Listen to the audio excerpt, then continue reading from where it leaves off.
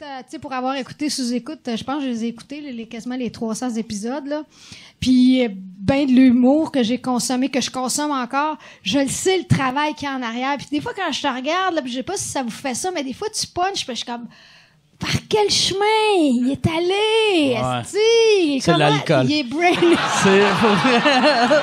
C'est juste l'alcool. Mais j'essaie. Là, ça me stresse pas vrai, là. Le champagne me stresse parce que moi, là, en plus, je sais, hein? dans le temps que je buvais... Non, c'est même pas une question de sucre. C'est dans le temps que je buvais des rum and coke diète. J'étais pas drôle en buvant un rum and coke diète. Fait que je buvais de la bière sur scène. Puis après, j'ai vu vodka coke diète. Je suis drôle. Bière, je suis drôle. Champagne, je sais pas si je suis drôle. T'es associé? Fait que là, je suis stressé. Ouais. Okay. Ah ouais, je suis stressé. Okay. Je suis nerveux. Puis penses-tu que c'était parce que c'était dans ta tête ou Non, c'est que... c'est métaboliquement parlant, moi, je ça se pense fait pas? l'alcool, c'est un peu... Il y a pas une aussi grosse différence que, mettons, les autres drogues, mais tu sais, c'est pas le même buzz, le rhum, que la vodka. Puis le rhum, ton buzz, c'est que j'ai l'impression que ton cerveau, il flotte dans l'alcool.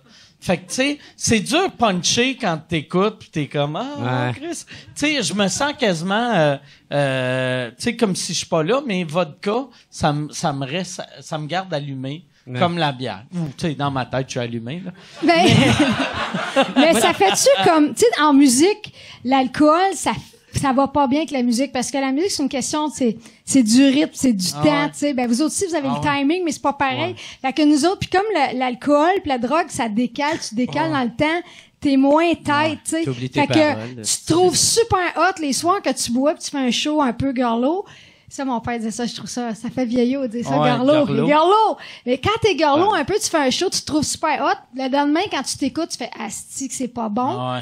Puis quand t'es straight, tu fais comme me semble que c'était pas hot, puis tu écoutes le tape puis tu fais fuck, finalement c'était bon. Vous autres, ça fait tout ça aussi? Ouais, vraiment. Ben en tout cas pour moi là, moi dans ma tête 100% à jeun, je suis pas bon. Puis après je me réécoute, je suis 1000 fois meilleur. 100% à jeun. Ouais. Tu sais comme l'été passé, j'ai fait un truc avec un gars que j'aime beaucoup, un Américain qui s'appelle Andrew Schultz, que il y a Bragg. Puis on faisait un truc. Il y a c'est comme un podcast. C'est plus une série web qui fait que on parle de un numéro qu'on a qui marche pas. Puis après on fait un brainstorm sur scène pour comment l'améliorer. Puis après tu le fais comme du monde après. Puis là, on était autour de la table, puis moi, je punchais parce que je suis habitué, avec sous-écoute, j'ai le cerveau quand même... brainé pour puncher. Allumé, tu sais, pour puncher en public. Puis lui, il était comme... Tu sais, j'étais comme tabarnak, qui a été plus vite que moi là-dessus. Puis je débarquais de scène, puis j'étais comme, comment ça qui était plus vite que moi? Puis là, j'ai fait... Mais il est 100% à jeun, tabarnak. Ah ouais. Tu sais, ça serait comme n'importe quel autre job. Si, mettons, tu ferais comme quel chirurgien t'aimerais mieux? Lui, qui est super bon, lui, qui est aussi bon, mais il est comme, ouais. Il est lousse. Là, je suis correct, je shake plus. Ouais. Donne-moi le scalpel. Mais l'avantage de l'alcool, par exemple, que ça fait, en tout cas pour moi, là, c'est que ça m'empêche de réfléchir à je devrais pas faire ça, tu sais, genre. Puis je fais juste le faire puis le regretter le lendemain, là. Mais tu sais, mais par exemple, tu sais, c'est ça que je suis plus vite là-dessus parce qu'à jeun, je vais faire peut-être telle personne n'aimera pas ça ou je devrais peut-être pas dire ça. Qu'est-ce qu'il va penser si je dis ça? Fait que tu sais, l'alcool enlève ça de là. Mais toi, en plus, c'est encore pire que moi parce que... Et tabarnak, si commence sa phrase de même, ça regarde pas bien. Toi, t'es devenu connu grâce à un blackout. Fait que ça te met une pression weird que si t'es pas sous... Le monde sont un peu déçus. Ben oui, il y a ça, mais ça, je m'en calisse. Tu sais, quand Yann il a dit tout à l'heure là, dans l'autre podcast, il disait il sent une pression, des fois il va boire. Fuck you! Mais non, man, j'ai pas... Moi, si je veux pas boire, je bois pas. Je m'en calisse. Il est même plus là. Il est même pas là, Il est même plus là. Ben bon, ça me montre à quel point il est pas à jour, là, le tabarnak. Non, mais le pire, c'est qu'on s'en est parlé plein de fois. Je l'ai dit 47 fois dans le documentaire. Non, mais c'est pas ça que je voulais dire. C'est ce que je voulais dire. OK, t'es revenu, là. Tu penses que tu peux juste... Toi, tu penses on peut avoir une discussion, puis t'arrives 2 minutes après. Non, là, vous parlez plus de ça, là, mais Qu'est-ce qui est arrivé? Qu'est-ce qui est arrivé, Yann? Tu parles de ce que j'ai dit la semaine passée dans le podcast? Ouais, Non, ce que je voulais dire dans le podcast la semaine passée, c'est que le sous-écoute, tu vas le faire chaud, tu sais, tu vas volontairement le faire chaud. Ben non, je l'ai déjà fait quasiment à jeun. Avec Anthony Rémeillard, j'avais pas tant bu. Non, mais tu sais, je sais que j'avais quand même consommé, tu sais, mais ouais.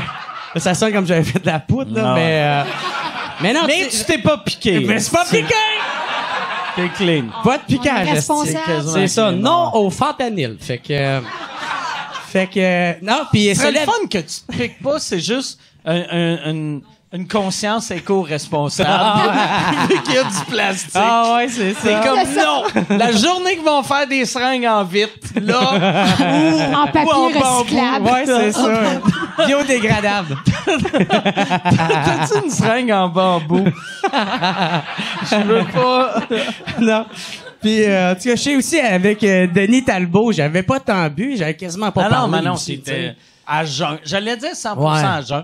T'étais 90% à jeun. Tu sais, tous mes podcasts j'ai fait, je pense que j'ai bu 3 fois dans tout les... le temps à jeun. Ben ouais, tu sais. Puis moi, je ressens pas... Je suis conscient qu'il y a une pression, mais je veux pas boire, je bois pas, puis je m'en calisse, tu sais. Ils vont chier, ce sont pas... Bullshit! Calisse. Ça, c'est un bullshit de gars chaud, ça. Tu sonnes chaud, là. Non, mais le pire, c'est que j'ai une quote dans mon documentaire qui dit... Lequel? Moi, là, Lequel documentaire, Yann? Le 6e. Là. Épisode 6. C'est comme si Rocky... C'est comme si Sylvester Stallone disait « Dans mon film de boxe. » Un moment donné, il y a une des scènes. Calisse, c'est rien que ça. Mais pour vrai, j'ai dit ça dans le dossier. Oui, t'as dit, là, je me mettrai pas à boire comme à sous-écoute puis commencer à faire le raisin sur scène. Juste avant que t'embarques sur scène avec 15 shots dans tes mains, là. C'était-tu à Rouen, ça? Non, c'était au Club Soda. Au Club Soda. Ah ouais, mais là, le Club Soda, sacrament, tu sais... Chris, c'était... Mais non, tu peux pas me sortir le Club Soda de même, là, Chris. Non, mais tabarnak, c'est le plus gros show important de ma vie. Là, il fait comme... Ouais, mais là, tu dis peut-être que t'es allé boire. Mais Chris, c'est sûr que j'avais 45 000 pieds de pression, juste dans mon cul, là, tu sais. Fait que... bref. C'est une expression, ça? J'avais 45 000 de pression dans mon cul. Avait mangé de quoi, là? Des pressions de moffette. Ah ouais, drette ça. Il y a un mot pour ça s'appelle constipé. Bon, ben c'est ça. C'est ça, France, hostie.